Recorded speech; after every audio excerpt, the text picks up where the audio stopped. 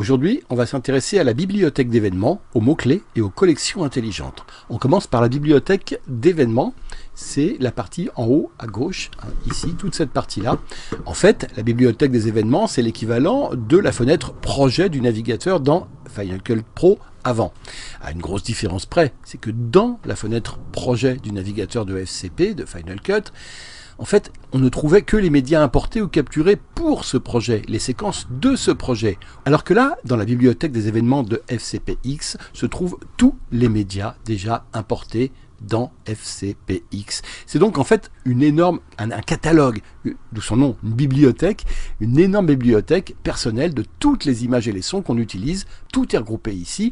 Alors à une exception près, c'est les médias qui sont situés sur des disques durs qui ne sont pas online, évidemment, ne sont pas affiché dans la bibliothèque. Là, vous voyez que j'ai deux disques durs en ce moment de connecter. J'ai mon disque dur interne à mon Mac Pro ici et le GRED 3 ici. Et voilà, donc là, j'ai des événements qui sont dans le GRED 3 externe et là, mes événements qui sont à l'interne. Alors, on peut visualiser les médias sous deux formes, sous forme de liste ou sous forme de bout de pellicule. On va regarder les deux. C'est ici que ça se passe. Vous voyez cette petite icône?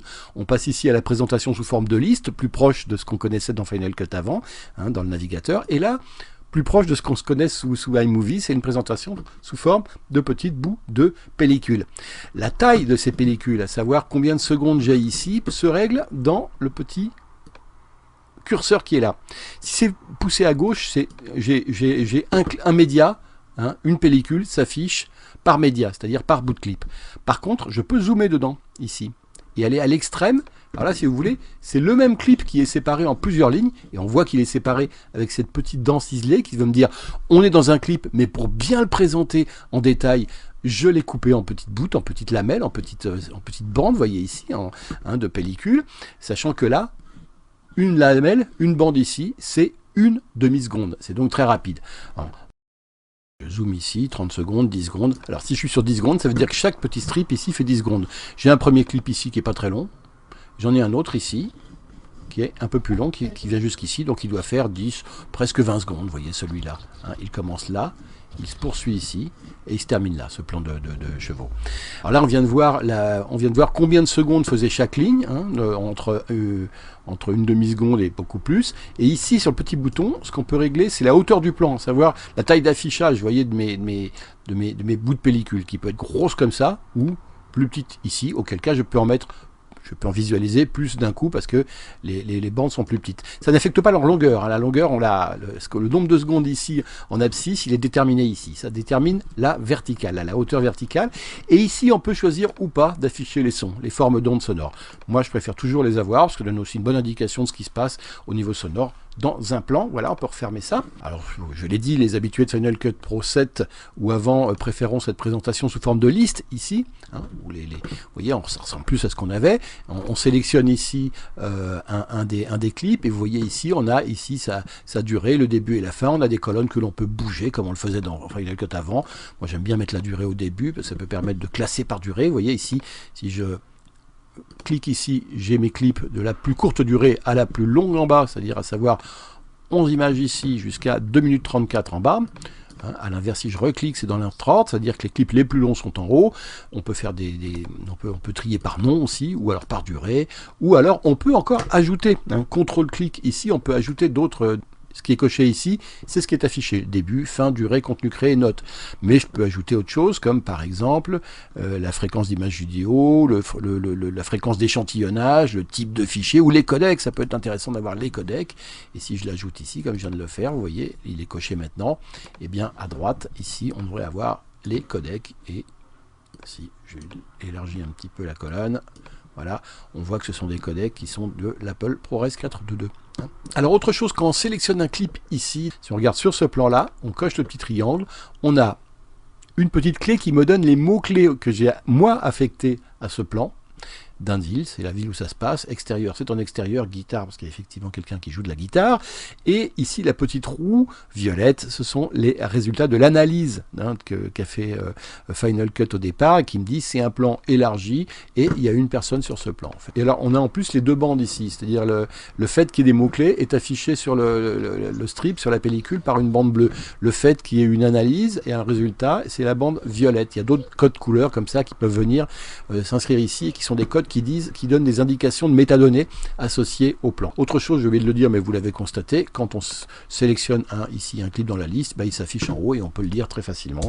Moi, si je ne rends pas l'argent. Et on peut aussi en sélectionner une partie, vous voyez, comme ça. Alors là, ce sont des sons que j'ai ajoutés, des bruits d'oiseaux que je vais utiliser pour monter le film. Donc vous voyez, ça, on a la petite icône son qui nous précise que c'est un petit son. Autre chose, il y a une petite roue ici qui permet de faire pas mal de choses. Ici, par exemple, on peut, par la petite roue qui est là, regrouper, alors ça c'est ce qui concerne la colonne de gauche ici de la bibliothèque des événements, on peut les regrouper par disque ou pas. Pof, si je décoche, vous voyez, mes événements, ils sont là, tous ensemble, sans me dire dans quel disque ils sont. Moi, je préfère cocher par disque. Donc, je recoche ici, ça me les répartit. Ces 4-là sont dans ce disque-là, ces 3-là sont dans ce disque-là. Autre recherche qu'on peut faire avec la clé, on peut grouper les événements par date. Là, c'est ne pas grouper. Je vais les grouper par date. Et là, c'est par année. Alors, j'ai un premier tri qui se fait ici par disque, et ensuite, vous voyez, ça se fait par année. Et j'ai un petit calendrier, mais en fait, moi, ça m'énerve d'avoir ces petits calendriers qui me disent c'est pas la même année, donc je vais plutôt dégrouper, enlever le grouper, ne pas grouper les événements par date.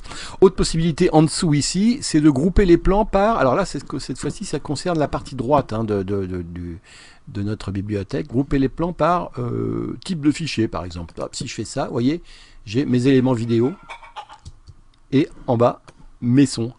Alors là, disposer les plans, c'est grisé ici parce qu'en fait, pour pouvoir disposer les plans par ici, il faut que je sois sur la présentation en pellicule. Si je reviens ici, présenter en pellicule, et que je resélectionne mon événement, il faut qu'il soit coché également. Ici, je dois pouvoir, dans la même roue, disposer les plans par nom, par durée par exemple. Bon, là, je les mélange. Et si je veux les regrouper par prise ou par contenu créé, on va voir maintenant autre chose, c'est l'utilisation des mots-clés. Les mots-clés sont très importants, surtout quand il s'agit de bien gérer une bibliothèque qui contient des centaines ou des milliers de clips. Alors, je clique sur un événement, par exemple Printemps 2010, ici, et je le présente sous forme, ici, cet événement, non pas sous forme de liste comme ça, mais sous forme de pellicule. Pour associer un mot-clé à un plan, il faut le sélectionner, le plan, par exemple celui-là, et on tape POMK, ou on va sur la petite clé bleue ici. Hop, je fais la petite clé bleue. Vous voyez ici, il y a un petit inspecteur qui s'ouvre, mot-clé pour printemps, ici, pour ce clip-là, printemps 30. Et alors là, je crée un mot-clé, par exemple, je vais mettre voiture. Parce qu'il y a une voiture sur ce plan. Hop, je clique ici, vous voyez, pop, petite voiture, ici, mais désormais, je rechange de plan, je vais sur celui-là, ce plan, je reviens sur le premier, la voiture a été ajoutée en mot-clé. Si je veux l'enlever, je le sélectionne et je tape sur supprime ou delete, paf, comme ça.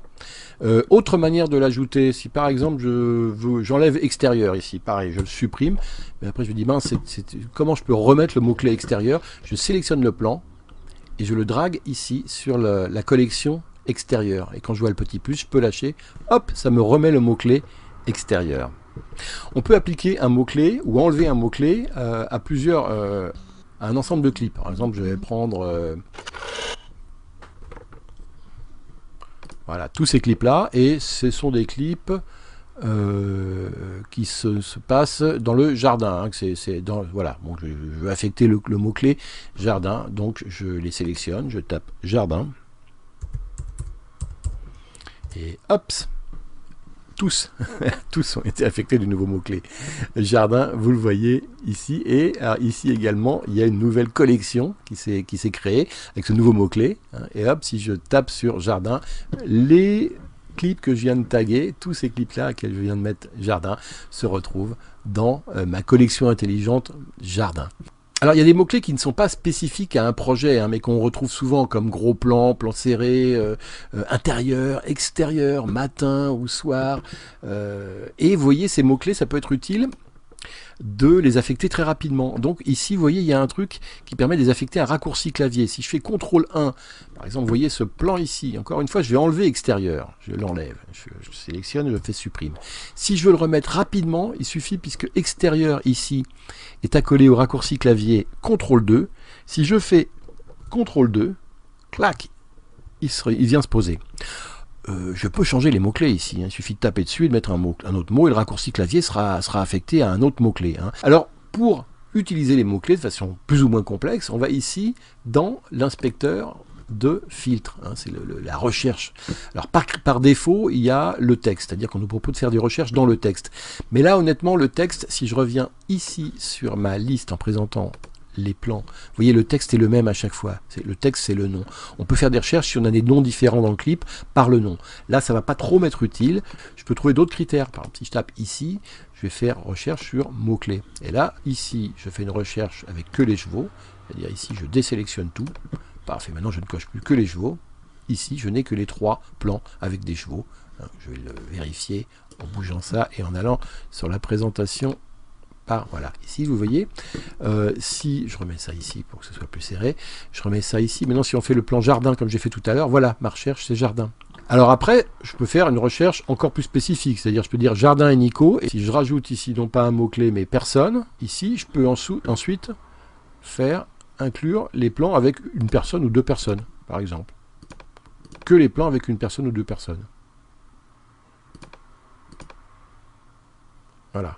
Tout inclure, une personne, 2 personnes. Donc là, j'ai que les plans avec une personne, 2 personnes, plus les plans jardin et Nico. Je peux, y compris si je veux la garder longtemps, si je veux la réutiliser, recréer une collection intelligente ici, qui va venir ici, qui n'a pas de titre, que je dois titrer, que je ne vais pas titrer parce que je ne vais pas la garder, que je l'efface, mais vous voyez, c'est possible. Hein. Supprimer la collection intelligente, voilà aussi comment on supprime une collection intelligente.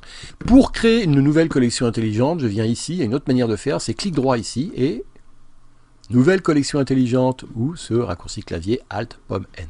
Hop, c'est la nouvelle collection intelligente, je vais l'appeler effet son. Voilà. Alors je double-clique sur cette nouvelle collection intelligente, et dans plus ici, je vais faire un critère, et dans le critère, je vais prendre type de support. Et dans type de support, je vais mettre audio uniquement. Et du coup, ma collection intelligente va automatiquement me sélectionner, comme je n'ai que des effets sonores, je ne vais pas rajouter de musique, que mes effets sonores, mes bruits de chiens ou d'oiseaux. Voilà. Si par la suite, j'ajoute d'autres effets sonores, eh ben, ils viendront s'ajouter automatiquement. C'est aussi pour ça qu'on appelle ça une collection intelligente. Et je crois qu'on a bien fait le tour de ce qu'on peut faire dans la bibliothèque d'événements aujourd'hui. Merci.